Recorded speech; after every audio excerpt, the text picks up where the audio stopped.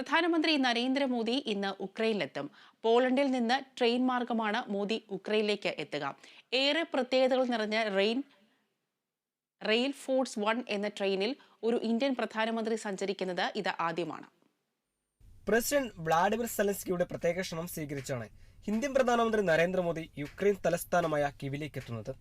ഇതാദ്യമായാണ് ഒരു പ്രധാനമന്ത്രി യുക്രൈൻ സന്ദർശിക്കുന്നതും.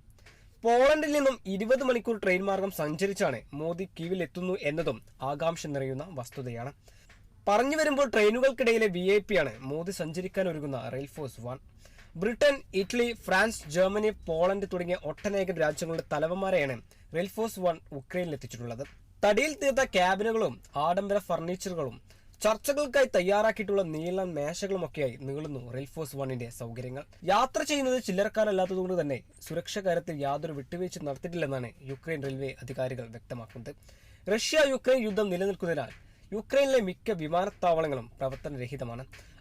അതിനാൽ ട്രെയിൻ ഗതാഗതം തന്നെയാണ് യുക്രൈനിലേക്കുള്ള യാത്രയ്ക്ക് ഏറെ അഭികാമ്യവും. യുദ്ധം കൊടുമ്പിരി കൊണ്ടിരുന്ന സമയങ്ങളിലും ട്രെയിൻ ഗതാഗതം തടസ്സം കൂടാതെ പ്രവർത്തിക്കാൻ സർക്കാർ പ്രത്യേകം ശ്രദ്ധിച്ചിരുന്നു. ലോകത്തെ 12ാമത്തെ ഏറ്റവും വലിയ റെയിൽവേ ശൃംഖല കൂടിയാണ് ഉക്രൈന്റേത്. News desk Kerala vision news.